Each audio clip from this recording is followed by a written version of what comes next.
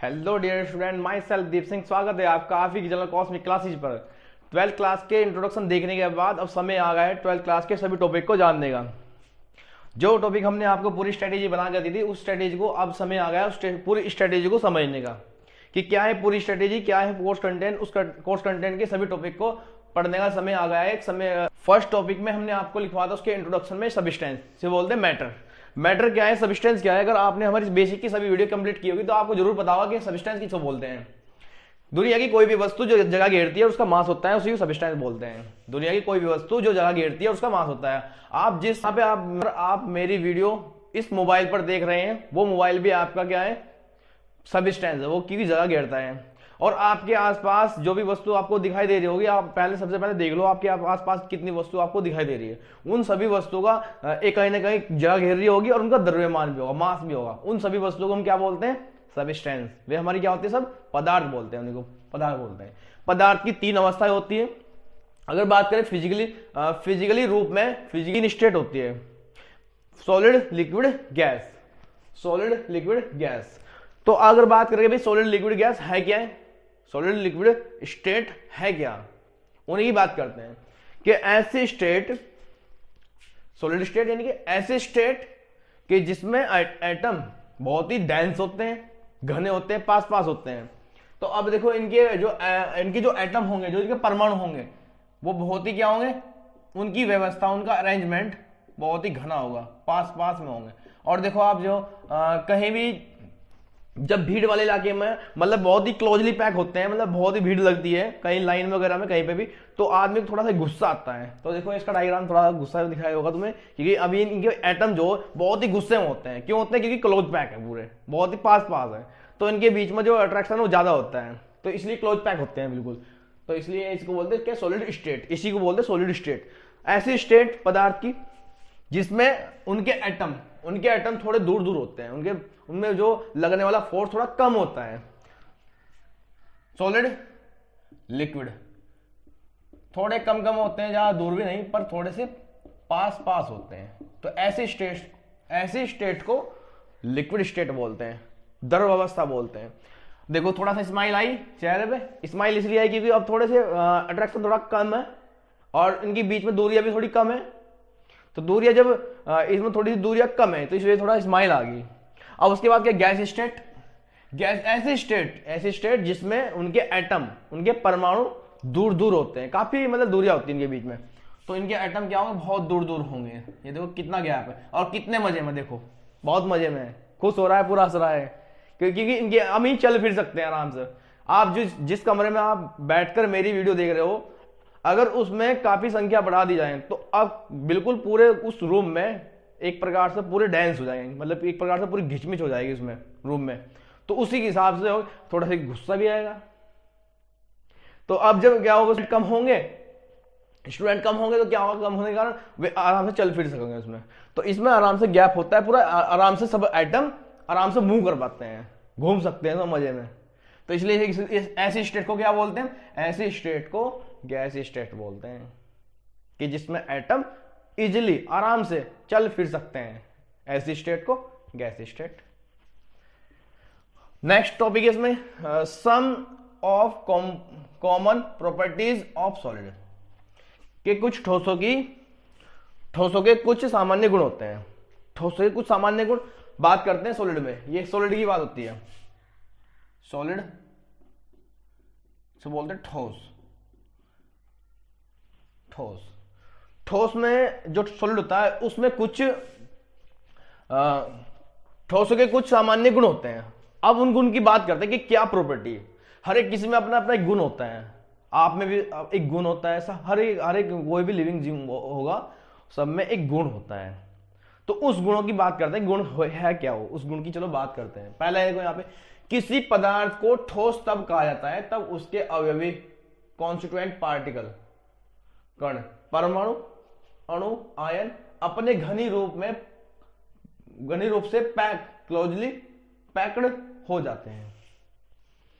यानी कि क्या मतलब इसका, कि किसी पदार्थ को ठोस हम तब कहेंगे, सॉलिड तब बोल देंगे कि जब उनके कॉन्स्टिट्यूएंट पार्टिकल मतलब उनके अवयवी कण मतलब जिन कणों से वो मिलकर बनाया होगा। अगर बात करूं मैं शुगर, चीनी, चीनी के जो एटम है, परमाणु, वो किस परमाणु से मिलकर बने हैं? चीनी के परमाणु से, शुगर परमाणु से। तो वे होंगे उसके अवयवी कण। तो जो अवयवी कण हो सके, अवयवी कण क्या हो सकते हैं? एटम, परमाणु, आयन या अणु, मॉलिक्यूल। तीनों में से कोई भी हो सकते हैं। या तो अवयवी कण क्या होंगे वे? या तो कण होंगे, सॉरी, या तो अवयवी कण जो होंगे या तो परमाणु होंगे, या अणु होंगे, या आयन होंगे। तीनों में से कोई भी हो सकता है, परमाणु, अणु, आयन, कोई भी अपने घनी रूप से, यानी क्लोजली पैक, बिल्कुल क्लोजली पैक होंगे। तो उसे हम तभी सॉलिड कहेंगे जब उनके एटम, उनके परमाणु बिल्कुल पास पास में क्लोज पैक होंगे।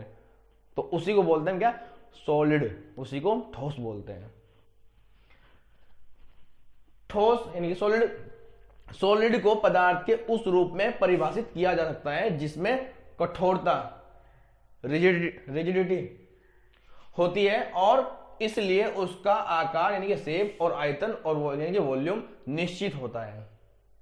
मतलब यानी कि ठोस को पदार्थ के उस रूप में हम परिभाषित कर सकते हैं। किस रूप में परिभाषित कर सकते हैं? कि अगर तो जो हमारा क्लोजली पैक होता है तो उस सॉलिड का डेफिनेट शेप, निश्चित आकार, निश्चित आयतन यानी कि वॉल्यूम डेफिनेट होता है। दोनों चीज क्या होती है? डेफिनेट होती है। आकार भी और आयतन भी निश्चित होता है। बस ये समझो इस चीज को कि जो ठोस होता है उसका आयतन और आकार निश्चित होता है। बस गैस और लिक्विड यानी तरल, गैस और तरल पदार्थों के विपरीत तरलता और उनके अणुओं की सापेक्ष फ्री गति से निर्धारित होती है। सॉलिड में अणु या आयन या परमाणु गति करने के लिए फ्री नहीं होते हैं। कि अगर बात करूं, क्या अभी जो मैंने आपको बताया कि इनके एटम जो बहुत अच्छे से मूव करते हैं, इनके मूव करते हैं थोड़ा इतनी प्रॉपर, पर इनके कर ही नहीं पाते। कारण क्या है? कि जब स्पेस ज्यादा होगा, जब जगह ज्यादा होगी और वहां पे रहने वाले जो एटम है, यानी हम सब, कोई भी हम होंगे या कोई भी एटम होगा, तो आराम से इजिली उनके बीच में जब गैप ज्यादा होगा तो आराम से इजिली मूव कर पाएंगे, फ्री गति कर पाएंगे। तो गैस के पार्टिकल के बीच में सबसे ज्यादा दूरियां होती है, तो इसलिए गैस के पार्टिकल अच्छी तरह से मूव कर पाएंगे और लिक्विड के पार्टिकल थोड़ा कम कर पाएंगे। कर तो पाएंगे लेकिन थोड़ा कम कर पाएंगे एज कंपेयर टू गैस की तुलना में। लेकिन जो अगर बात करें सॉलिड की, तो सॉलिड तो ऐसा कर ही नहीं पाता। उनकी जो एटम है बहुत ही पास पास डेंस होते हैं, और डेंस जब होंगे, जब बिल्कुल पास पास में बिल्कुल क्लोजली पैक होंगे, तो कैसे मूव कर पाएंगे? कर ही नहीं पाएंगे। कि कारण क्या है? क्योंकि उनके एटम बहुत ही पास पास है। लेकिन सॉलिड में अणु आयन परमाणु गति करने के लिए फ्री नहीं होते हैं, फ्री नहीं हो पाते। कारण क्या है? क्योंकि उनके बीच में गैप कम होता है, दूरियां कम होती है। जब दूरियां कम होगी तो चलना फिरना कम हो जाएगा उनका।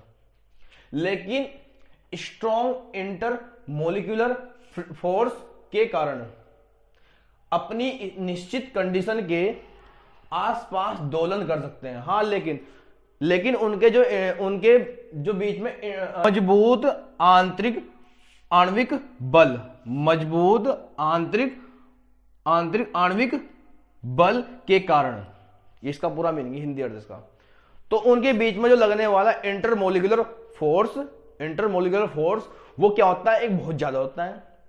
और जब ज्यादा होगा तो उनकी जो अपनी निश्चित कंडीशन के कारण जो क्या होंगे, आराम से दोलन कर सकेंगे।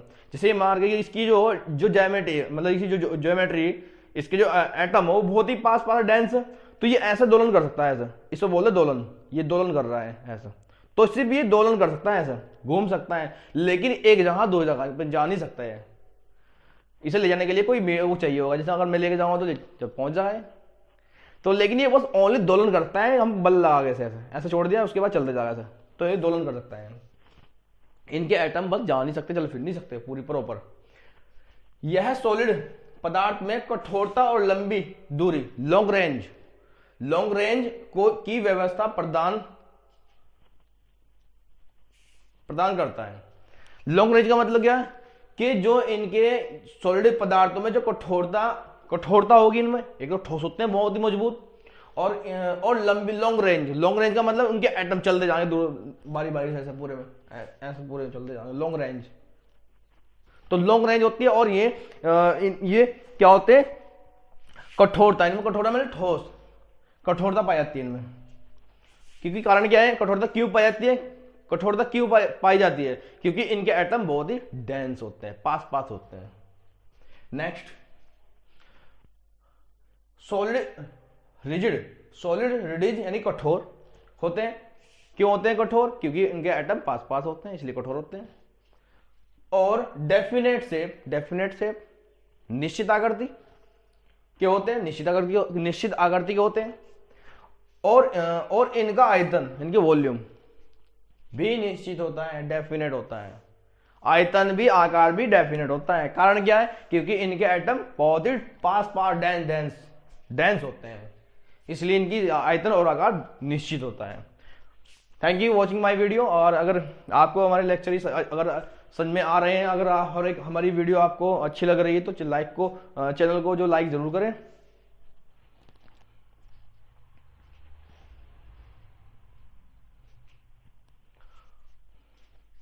तो इनकी आकृति और आयतन डेफिनेट होता है, निश्चित होता है। क्योंकि कारण क्या है, क्योंकि इनके एटम यानी मॉलिक्यूल, इनकी परमाणु या आयन, अवयवीकरण कुछ भी बोल सकते हैं आप, अवयवीकरण का मतलब जिससे खुद बनाया होगा, उनके बहुत ही पास पास होते हैं, इसलिए इनकी आयतन और आकार डेफिनेट होता है।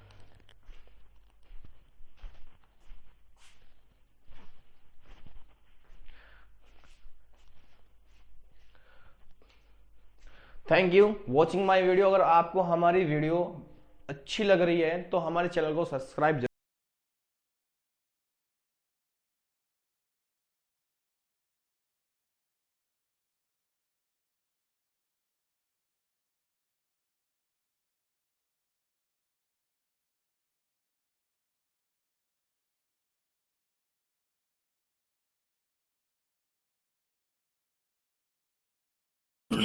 तो प्यारे बच्चों, आपके माइंड में जो भी डाउट इकट्ठा हुआ हों या जो भी होंगे डाउट इसमें हमारे लेक्चर में, तो आप इन सभी डाउट को कमेंट बॉक्स में ज़रूर लिखें। हम आपके हर एक कमेंट को पढ़ते हैं, इसलिए आपको कमेंट बॉक्स में ज़रूर लिखना है, आपको जो भी आपके दिमाग में डाउट होगा। हम चाहते हैं आपकी पढ़ाई बिल्कुल बेहतर हो, और आपकी बेहतर पढ़ाई के लिए हम अच्छे अच्छे लेक्चर और आसान भाषा में लेकर आएंगे। और हमारी जो नेक्स्ट क्लास होगी, जो हमारा नेक्स्ट लेक्चर होगा, वो बड़ा ही खतरनाक लेक्चर होने वाला है। क्यों